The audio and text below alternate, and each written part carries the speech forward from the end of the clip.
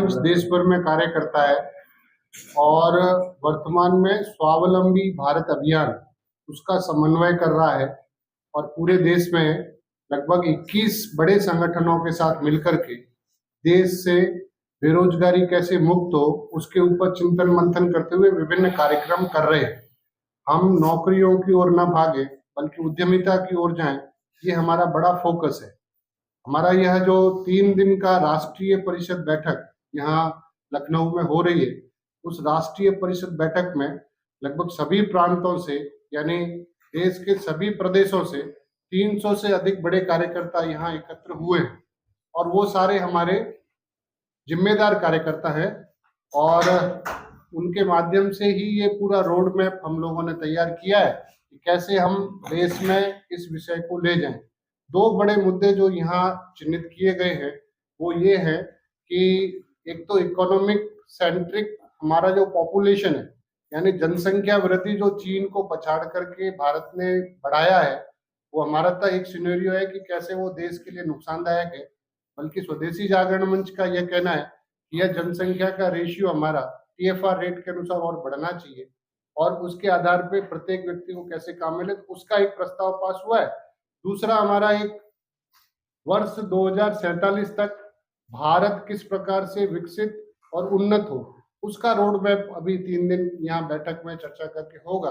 2 दिन यहाँ है, 1 दिन लखनऊ में समापन होगा। हमारे बीच में अखिल भारतीय संयोजक स्वदेशी जागरण मंच आर सुंदरम जी हैं। आप हमारे पूरे देश के संयोजक हैं, देश के जाने माने चार्टेड अकाउंटेंट हैं और मदुरई तमिलनाडु से आते हैं।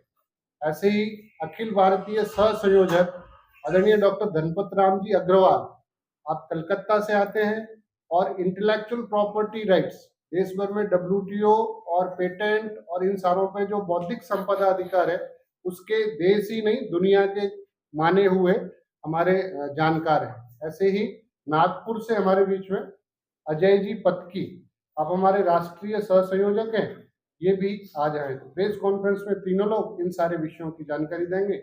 मैं डॉक्टर धर्मेंद्र दुबे और अखिल भारतीय प्रचार प्रमुख स्वदेशी के नाते देखता हूँ। ऐसा है, सबसे पहले तो मैं आपको ये बताना चाहूँगा कि अभी ये जो राष्ट्रीय परिषद बैठक जो कल से आरंभ हुई है, उसका एक तो ये है कि ये प्रतिवर्ष एक राष्ट्रीय परिषद हमारी होती है, इसी मई या जून महीने में होती है और इसमें हमारे राष्ट्र से हर प्रत्येक प्रदेश से जो है 45 प्रदेश हमारे संगठन के हिसाब से हैं, प्रत्येक प्रदेश से और लगभग सभी जिलों से जो है हमारे प्रतिनिधि यहाँ आते हैं।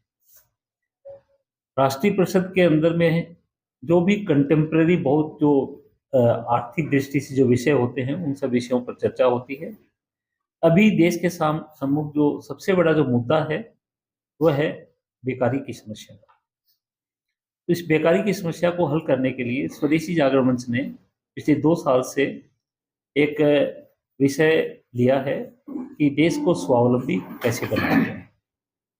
हम सभी जानते हैं कि नौकरी जो होती है, नौकरी न तो सरकार दे पाती है पूरी और न जो है सरकारी प्रतिष्ठान या न ही निजी प्रतिष्ठान दे पाते हैं।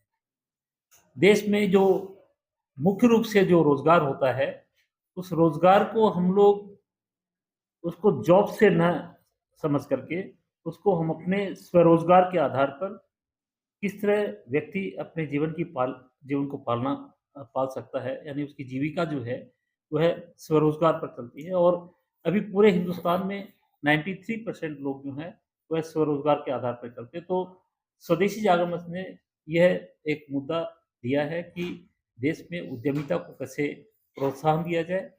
हमारे जो युवक आज के दिन हिंदुस्तान में दुनिया की सबसे बड़ी जो ताकत है वह युवकों की हमारे देश में है।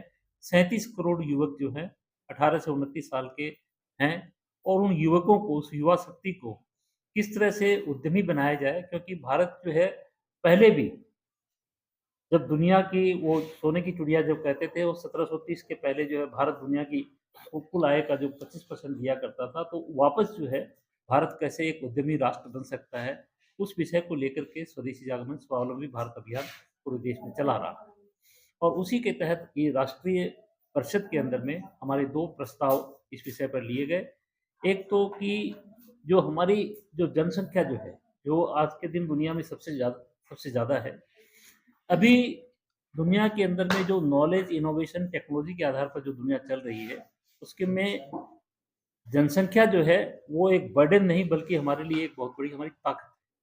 हम ये बताना चाहते हैं कि हम इस मानव संसाधन की जो ताकत है हमारी, उस युवा शक्ति के आधार पर जब दुनिया में सबसे बड़ी हमारी युवा शक्ति है, उसके आधार पर उद्यमिता के आधार पर हम कैसे हम देश को आगे ले जा सकते हैं। और इसके अंदर में अभी फिलहाल के देशों में जो सामाजिक जो परिवर्तन जो आ रहे हैं और उसमें जो है, जो जनसंख्या की आने वाले दिनों में जो जो टोटल फर्टिलिटी रेट जो है जिस तरह से अभी गिर रही है, वो पहले जो एक कैलकुलेशन किया गया कि उसके अंदर में 2.1% की जो रेट रहती है टोटल टीएफआर, तब तक जो है हमारी पॉपुलेशन बढ़ती है और वो घट करके 1.9% एक चिंता का विषय है। उसको हम किस तरह से एक जागरण ला सकते हैं कि हमारी जो है जो टीएफआर वापस बढ़े, तो इसके लिए पारिवारिक संरचना कैसे होनी चाहिए इत्यादि विषयों पर एक हम लोगों ने प्रस्ताव पास किया है। और दूसरा जो प्रस्ताव हम लोगों ने जो लिया है, वो मुख्य रूप से वो प्रस्ताव है कि भारत एट 2047। सरकार ने भी एक ऐसा विचार लिया है कि इंडिया एट 2047 की भारत को एक विकसित राष्ट्र बनाया जाए। स्वदेशी जागरण मंच जो है, उसकी सोच के हिसाब से सिर्फ विकसित भारत होने से ना होगा, हमें उस विकसित भारत का क्या स्वरूप होना चाहिए, जिससे हमारे गाँव के लोग और तमाम लोग जो हैं, एक पूर्ण रूप से समग्र चिंतन के द्वारा, तो वो समग्र चिंतन कैसा है, तो उसके लिए हम लोगों ने माना है कि हम एक समृद्धशाली और एक महान भारत की संरचना आने वाले 25 साल में करना चाहते हैं। तो भारत उसको विकसित होने से नहीं होगा, उसको समृद्ध होना पड़ेगा और महान होना पड़ेगा। और उसके क्या-क्या पहलू होंगे, इसके लिए हमने अष्ट बिंदुओं का एक विचार किया है कि उन 8 पैरामीटर्स में अगर भारत को आगे बढ़ा सकेंगे, तभी हम मानेंगे कि भारत जो है समृद्ध भारत हुआ। नहीं तो विकसित हो सकता है और उसमें बहुत सारी असमानताएँ बढ़ सकती हैं। इसलिए हम चाहेंगे कि वो समृद्धशाली भारत और महान भारत कैसे हो, इसके जो 8 बिंदु हैं, उनमें पहला जो बिंदु है, वह है पूर्ण रोजगार मुक्त युक्त भारत। यानी अनएम्प्लॉयमेंट जो है, वो ज़ीरो अनएम्प्लॉयमेंट हो, दैट इज़ 1। युवा गतिमान जनसंख्या, जो हमारी जो डेमोग्राफी है, उसमें युवक जो हैं, वो सबसे ज़्यादा उसका रोल अच्छा रहे। विश्व की सर्वोच्च अर्थव्यवस्था हमारा देश बने और इसके लिए जो है आज के दिन नेशनल सिक्योरिटी की बहुत ज़रूरत है। इसलिए अभेद्य सुरक्षा तंत्र, हमारा जो डिफेंस जो है, वो बहुत स्ट्रॉन्ग रहना चाहिए। और इसको आगे बढ़ाने के लिए चूँकि अभी जो दुनिया भर में जो उन्नति हो रही है, जो सस्टेनेबल जो डेवलपमेंट है, उसके लिए पर्यावरण का हम ध्यान रखें। विज्ञान एवं तकनीकी में हम अग्रणी बने और इसके साथ-साथ जो हमारी जो परंपरा है विश्व बंधुत्व की, तो हम वसुधैव कुटुंबकम के आधार पर दुनिया के समस्त देशों के साथ में विश्व बंधुत्व का हमारा प्रबल प्रवक्ता जो है भारत बने, ताकि दुनिया में ये जो हॉस्टिलिटी और जो मारकाट जो हो रही है, उसमें जो है हम क्योंकि हमेशा शांति प्रिय रहें, वो हम लेके चलें। और सब कुछ हो जाए, किंतु जीवन मूल्य न रहे, एथिक्स न रहे, तो कोई मायने नहीं होता है। तो धर्म आधारित जो है हम एक नैतिक मूल्यों के आधारित जीवन हमारा हो, ताकि ऐसा नहीं हो कि हमारे युवक युवती जो है संस्कार संस्कृति भूल के, तो हमारे जो ऋषि मुनियों ने जो इतने हमारे जो धर्म और संस्कार की जो एक डाली है, उससे प्रेरित होकर के हम जो है ऐसा करें। तो मुख्य रूप से ये 2 बातें हैं और कुल मिलाकर के मैं इतना ही कहूँगा कि एक समृद्ध और महान भारत बनाने के लिए स्वदेशी जागरण मंच ने स्वावलंबी और स्वदेशी के पथ पर जो है आगे बढ़ने का निर्णय लिया है। ये मुख्य बिंदु हैं। आई नाउ रिक्वेस्ट सर, मैं एक क्वेश्चन करना चाहूंगी। सर, अगर आप ऐसा चाहते हैं, इन सारे बिंदुओं पे आप कह रहे हैं कि ऐसा होगा, लेकिन ये होगा कैसे? इसके लिए क्या कोई रणनीति बनी है आपकी? प्रत्यक्ष काम चल रहा है, उसके आधार पर ही अभी स्वावलंबी भारत अभियान के नाम पर स्वरोजगार युवकों को दिलाने का काम शुरू हुआ है। 2 साल से ये काम चल रहा है। क्या प्रत्यक्ष तौर पर भी धरातल पर कहीं भी कुछ आर्थिक या तकनीकी रूप से या युवाओं को कुछ किया गया है? देखिए, इसमें तो एक सबसे बड़ी जो एक नई जो हम लोगों ने खोज निकाली है कि आज जो युवा जो काम करता है, तो उसके सामने सबसे बड़ी समस्या आती है कि उसके पास पैसे कैसे आए। और वो पैसे की दौड़ में जो बैंकों के पास जाता है और बैंक जो है कहीं तो पैसा देने से इनकार कर देती है या कहीं देती भी है, तो उस बैंक के पैसे को वो अर्ली कोई बिजनेस को सेटअप में टाइम लगता है ना, तो अभी ये अध्ययन में पाया गया कि ज़्यादातर लोन पर लिया गया बिजनेस जो स्टार्ट करते हैं वो फेलियर ज़्यादा होता है, इसकी रेट ज़्यादा। इसलिए जैविक उद्यमिता, ऑर्गेनिक एंटरप्रेन्योरशिप, इसका हम लोग ने विचार किया और इसके ऊपर में हम लोग अध्ययन किया है। और अमरकंटक यूनिवर्सिटी के तरफ से और एक हम लोगों ने पुस्तिका भी निकाली है जैविक उद्यमिता के आधार पर। यानी पहले जैसे हमारा व्यापार होता था, क्या करते थे, भी हमारी परिवार की कुछ सेविंग्स है, हमारी खुद की सेविंग्स है, हम छोटा मोटा एक धंधा जो है लेकर के, और इस तरह के हम लोगों ने कई उदाहरण लिए हैं हिंदुस्तान में। जैसे यहाँ की ये जो प्रतिष्ठान भी जो बनी हुई है, इसके जो प्रतिष्ठाता जो पवन जी चौहान हैं, उन्होंने भी बताया कि एक छोटी सी खेती थी, वो सब चाय बेचा करते, सब्जी बेचा करते। इस तरह के हिंदुस्तान में बहुत सारे उदाहरण हैं। उन सब उदाहरण को मिला करके हम लोगों ने स्टोरी बनाई है कि हम जैविक उद्यमिता के आधार पर कैसे बढ़ सकते हैं। हम वेस्टर्न मॉडल नहीं लेते, पाश्चात्य देशों का जो लोन का मॉडल है उस पर नहीं जाकर के हम स्वदेशी मॉडल के आधार पर हम उद्यमिता को आगे बढ़ाएंगे। सर, आप जो एंटरप्रेन्योर जो आप क्रिएट करना चाहते हैं, खासकर जो है उद्योग को प्रमोट करना चाहते हैं, लेकिन भारत में खासकर जो है नौकरी को देख के बच्चों को लोग जो है विद्यालय में या कॉलेजेस में भेजते हैं कि मेरा बेटा जो है नौकरी करेगा, आईएएस बनेगा, आईपीएस बनेगा या सर्विस करेगा। तो ऐसे में आप एंटरप्रेन्योर कहाँ से क्रिएट कर पाएंगे? एंटरप्रेन्योरशिप पूरे देश में जो बहुत ही छोटे व्यवसाय करने वाले से लेकर, तो यहाँ जैसे हमारे उदाहरण सामने प्रस्तुत है, इस प्रकार तक सारे प्रकार के जो उद्यमी हैं उनको प्रत्यक्ष बच्चों के सामने प्रस्तुत करना। और उद्यम क्या है, ये मानसिकता बदल का प्रोग्राम है, लंबा चलेगा। अभी हम 2 साल में शुरू किए हैं और हमारे पास हजारों सक्सेस स्टोरीज है जिसके आधार पर, और लोकल हम बताते हैं जिले में जो उद्यमी है वो किस प्रकार से यशस्वी हुआ है। ये अगर बच्चे सुनेंगे तो उनका मानसिक परिवर्तन होकर वो भी करने का प्रयास करेंगे। यह प्रयत्न जो है उसको अच्छा यश हम देख रहे हैं कि मिल रहा है। तो हमें बड़ी उम्मीद है कि एक 4-5 साल इसके ऊपर काम करेंगे तो एक अच्छा परिवर्तन समाज में हम ला पाएंगे। कैसे बेरोजगार आपसे कैसे संपर्क कर सकता है, कैसे आप इसके लिए क्या हमारा एक युवाओं के डिजिटल लिए पोर्टल कोई है प्रोग्राम बनने के लिए mysba.co.in। आप कोई शुरू इस करेंगे? डिजिटल वे से भी हमने युवाओं के बीच में और पूरा जाने का एक तंत्र बनाया है, पूरा नेटवर्क क्रिएट किया है। उसके अलावा हर जिला स्तर पर हमारी एक छोटी इकाई और स्वावलंबन केंद्र, इस तरीके की रचना संरचना के ऊपर भी हम काम करें, जिससे कि युवा हमसे संपर्क करें और साथ में हम वहाँ की जो लोकल प्रोडक्टिविटी है उसको जनरेट करें। मेरा जिला मेरा देश, इस भावना के साथ अगर हम जाएंगे तो जो ट्रांसफॉर्मेशन ऑफ यूथ है वो भी रुकेगा और उस जिले की पोटेंशियलिटी बढ़ेगी। जिला समृद्ध होगा तो देश भी समृद्ध होगा।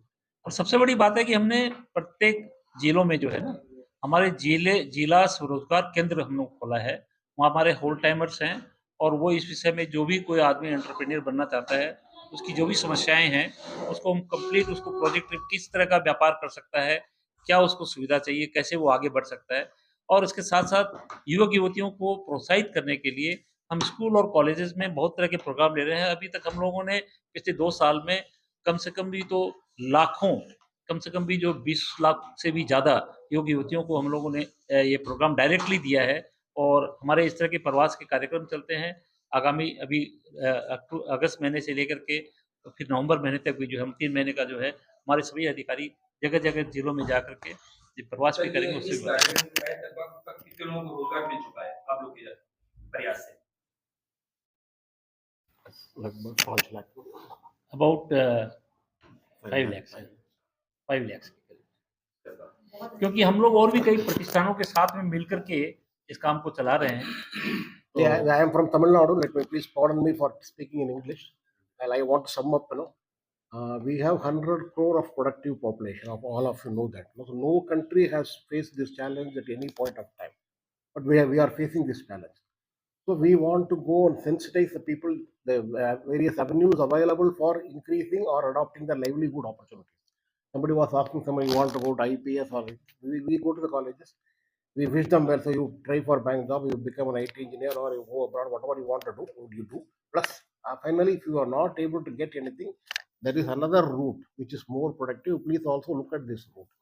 So we want to sensitize the people about the various opportunities available in this country, because we have 140 crore population, huge market.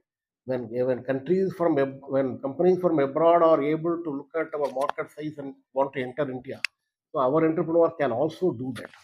And we also, another important aspect which has come to our notice is that there is enough talent available in rural areas. I will give you one example. You can go and verify. There is a place called Tenkasi. You all would have heard about an entrepreneur called Sridhar Vembu Zoho. In his office, a girl who has not seen the computer 4 months back, rural plus two failed girl. Now she is aspiring to be a computer programmer. So if given an opportunity, the rural people can compete and can even they become more productive than the urban population. So we want to engage people as they are and where they are. We want to bring out their talent. So in this way, that we are confident that our nation, if God has endowed every person of our nation with some ability. You know. So is your organization organizing or conducting a We are career orientation motivating. programs? We are some south model. We are promoting an east model. We are taking to south. You know. So we are trying to motivate the people that you are in a very good time. There are challenges, but there are opportunities. So we want to consider about the opportunities so that they can look at it seriously. As far as career guidance is concerned, what your organization is doing? We have now out of 750 districts, we have our Karyakartas in 500 districts. There is a central unit, there is a state unit. But we are also interacting with various universities, colleges, and NGOs. So wherever we are not able to concerned person, वो करीब 3 करोड़ लोग जो हैं हमारे हिंदुस्तान के, हमारे देश के बाहर रहते हैं, और उनमें आप जैसा जानते हैं कि जैसे सुंदर पिचाई है, वो आज गूगल के सीईओ हैं, इस तरह जो माइक्रोसॉफ्ट के और एक्रोबेट के, तो तमाम बड़ी बड़ी जो कंपनियों के जो सीईओ हैं, यानी हमारा हिंदुस्तान का जो टैलेंट है वो अभी दुनिया में रिकॉग्नाइज्ड है। हम ये भी चाहते हैं कि हम अपने इंडियन डायस्पोरा को, अभी तक जो ब्रेन ड्रेन हुआ है, हम रिवर्स ब्रेन गेन की बारे में भी सोच रहे हैं। उसको हम हिंदुस्तान में इस तरह की रिसर्च इंस्टीट्यूशंस या इत्यादि बहुत तरह की जो है ईज ऑफ डूइंग बिजनेस, हम चाह रहे हैं कि वो जो हमारा जो है ब्रेन गेन कैसे हो, कैसे हम अपने टैलेंट को वापस लाएं, और हमारे से अभी जो ब्रेन ड्रेन जो हो रहा है उसको कैसे रोकें। तो ये दोनों दृष्टि से भी हम चाह रहे हैं कि organization is mediating with the government. आपने सरकार से भी इस विषय पे बात की कि टैलेंट बाहर हमारे काम कर रहे हैं, इंडिया में काम करें, उन लोगों ने ऐसा इन्वॉल्वमेंट। स्वदेशी जागरण मंच सरकार से कोई मदद नहीं लेकर के स्वतः इस विषय को आगे बढ़ाने में लगा। सर ये सच है कि अपने देश में इस वक्त नौकरी पाना लोहे चने चबाने जैसा था, और जैसे कि ये पेपर लीक्स मामलों ने और भी मनोबल तोड़ दिया युवाओं का, और ये चूंकि स्वदेशी जागरण मंच आपका सराहनीय कार्य कर रहा है, कोई टारगेट बनाया हुआ है आपने कि कितने युवाओं को आप नियरेस्ट कुछ वक्त के अंदर आप उनको कुछ रोजगार दे देंगे और किसी तरीके से सेटअप कर देंगे? रोजगार की एक तो परिभाषा जो है उसको हमने बदलने का प्रयास किया है। रोजगार की वर्तमान परिभाषा है कि उसको नौकरी मिले, चाहे सरकारी हो चाहे प्राइवेट हो या कुछ और। हमारा मतलब है रोजगार का मतलब उसको उद्यमिता के माध्यम से कुछ अर्जन कर सके, उसके लिए जितनी उसकी क्षमता है, जितनी उसकी संसाधन है, उसके अनुसार अपने सामर्थ्य के साथ उसको प्राप्त करें। उसके लिए हम प्रयास कर रहे हैं, और हमारा प्रयास ये है कि हम देश के 37 करोड़ युवाओं के हाथ में एक एंटरप्रेन्योरशिप दे दें। ये हमारा बड़ा लक्ष्य इस अभियान में। सर एक सवाल ये है कि जिस तरह से जनसंख्या को लेकर बात कही गई, तो स्वदेशी जागरण मंच जनसंख्या को थोड़ा सा फिर से क्लियर कर दे कि किस तरह से जो है चाइना से जो है आप इसको कर सकते। जनसंख्या के विषय में TFR रेट और युवा, इसका एक बड़ा रेशियो पूरे विश्व में देखा जा रहा है। जिन लोगों ने पहले एक बच्चे की पॉलिसी अपनाई, उन लोगों की वर्तमान स्थिति ये है कि उनके यहाँ बूढ़ों की संख्या ज्यादा होगी। भारत की जो अभी रेशियो चल रहा है वो अगर 2.1 के आसपास है, वही अगर कंटिन्यू रहा तो आने वाले 40 साल बाद में भारत भी अपने आप में एक बूढ़ा देश होगा। और बूढ़े देश का मतलब है कि हमारे हाथों में कोई ताकत नहीं होगी। एंटरप्रेन्योरशिप की जो हम बात कर रहे हैं वो भी हमारे लिए धराशायी हो जाएगी। ऐसी स्थिति में हमारी TFR रेट, हमारी जो प्रजनन दर है वो मेंटेन रहे, उसके लिए परिवार समृद्धि बननी चाहिए। एक आंकड़ा जो स्वदेशी जागरण मंच और अन्य संगठनों के साथ देखा गया है, तो जो संयुक्त परिवार है, उन संयुक्त परिवारों में डाइवर्स रेट जो है वो भी बहुत कम है, मतलब 1.5 के 7 कुछ है। और जबकि जो एकल परिवार है, जहाँ सिंगल फैमिली रह रही है, वहां पे डाइवर्स रेट भी 11% से ज्यादा है। इसलिए संयुक्त परिवार जो हमारी पुरानी थाती थी, उसके माध्यम से हम इन सारी समस्याओं को भी पार कर सकते हैं, उस पे भी हम काम करें। इसमें तो सर सरकार की तरफ से अगर देखा जाए तो सरकार परिवार नियोजन की योजनाएं उनको लाने के लिए गया, तो आप किस तरह से इसको चुनौती बड़ी अगर देखा जाए तो आपका लक्ष्य और सरकार दोनों में कहीं ना कहीं टकराव होगा। सरकार परिवार नियोजन के लिए कर रही है, क्योंकि अभी हमने भी जो है पुरानी पॉलिसियां अपना रखी है। अगर चाइना की पॉलिसी देखें तो उन्होंने एक बच्चे की पॉलिसी थी, अब उन्होंने भी अपनी पॉलिसी खत्म करके 2 बच्चों के लिए किया है। इवन इंसेंटिव देना शुरू किया है जिनके बच्चे पैदा हो रहे हैं। अगर हमने भी यही पॉलिसी हमारी जो 2 बच्चों की है, उसको भी अगर एक बच्चे पे जो मानसिकता आ गई है हमारी, वो अगर हमने कायम रखी, तो हमें भी आगे चल करके बच्चे जो जन्म लेंगे उनके लिए भी अलग से कोई डोनेशन या हमारा आधार, उसको सेंसिटिव, उसके लिए पारितोषिक, ये सब करना पड़ेगा। तो उससे अच्छा है कि हमारी जो पुरानी थाती थी वो कंटिन्यू चले। इसलिए बच्चे ऐसा नहीं है कि 10-12 हों, लेकिन 3-4 कम से कम हो परिवार में, सर तो ये सुखी परिवार है। अभी भी विद्यालयों में लिखा है, निबंध चल रहा है कि भारत की जनसंख्या का अभिशाप है। इस पे क्या कहेंगे? अभिशाप है, ये गलत नैरेटिव है जिसका हम विरोध करते हैं। भारत की जनसंख्या अभिशाप नहीं है, बल्कि भारत की जनसंख्या हमारे लिए एक बहुत बड़ा वरदान है। उसी को हमने यहाँ आज जो प्रस्ताव पास किया है, उसका ही ये विषय है कि हमारी जनसंख्या अभिशाप तब होगी जब हमारे यहाँ बेकारी या बेरोजगारी होगी। अगर सबके हाथ में काम मिल जाएगा तो ये अभिशाप न होकर के वरदान होगा। सर इसमें आखिरी सवाल होता है कि जिस तरह से आपने कहा कि परिवार को बढ़ाने की बात कही, वहीं जो सरकार में कुछ ऐसे मंत्री हैं जिन्होंने इस प्रस्ताव को लाने के लिए काफी प्रयास किया और खासकर ये भी कहा कि अगर बच्चे 2 से ज्यादा होंगे तो सरकारी सुविधाएं जो है वो नहीं दी जाएंगी। तो आप एक तरफ इसको प्रोत्साहित करते हैं कि इस तरह से बढ़े और हम लोग का देश विकसित हो, बल्कि दूसरी तरफ स्वदेशी जागरण मंच ऑन द अदर हैंड सरकार के सामने इस तरह का प्रस्ताव ले जाने की बात कर रहा है कि बच्चे अगर ज़्यादा होते हैं तो उसमें जो है जनता को और भी ज़्यादा सहूलियत दी जाएगी। यानी कि अगर एक परिवार के अंदर में 2 बच्चे हैं, स्वदेशी जागरण मंच चाहता है कि अगर वो 3 बच्चे कम से कम हों, 1+3, तो उसके अंदर में जो है सरकार जो है ज़्यादा से ज़्यादा उनके कंड्यूसिव कानून बनाए। इसके लिए जो है स्वदेशी जागरण मंच सचेत रहे। अच्छा, ये आप प्रयास करेंगे कि सरकार को हमारे चैनल के माध्यम से, मीडिया के माध्यम से जनता से क्या अपील करना चाहेंगे आप अपनी संस्था की तरफ से? हम तो यही चाहेंगे कि आप सभी हमारे एम्बेसडर बने और उद्यमिता को आगे से आगे बढ़ाने के लिए आप हमारे साथ चलें। और हम चाहते हैं कि हमारे युवक युवती जो हैं, आप सबसे ये मैसेज दे करके स्वरोजगार को एक माध्यम बना करके देश को बेकारी मुक्त और रोजगार युक्त भारत बना करके एक समृद्धशील और वैभवशील राष्ट्र कैसे बन सके, इन सब में हम इकट्ठे मिल होकर चलें।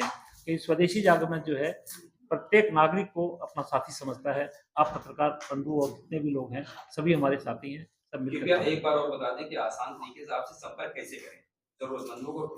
लखनऊ में यहाँ कहीं ऑफिस है? हाँ, आप लखनऊ में यहाँ कृषि कॉलेज जो है उसके पास में स्वदेशी जागरण मंच का और स्वावलंबी भारत अभियान का एक कार्यालय है।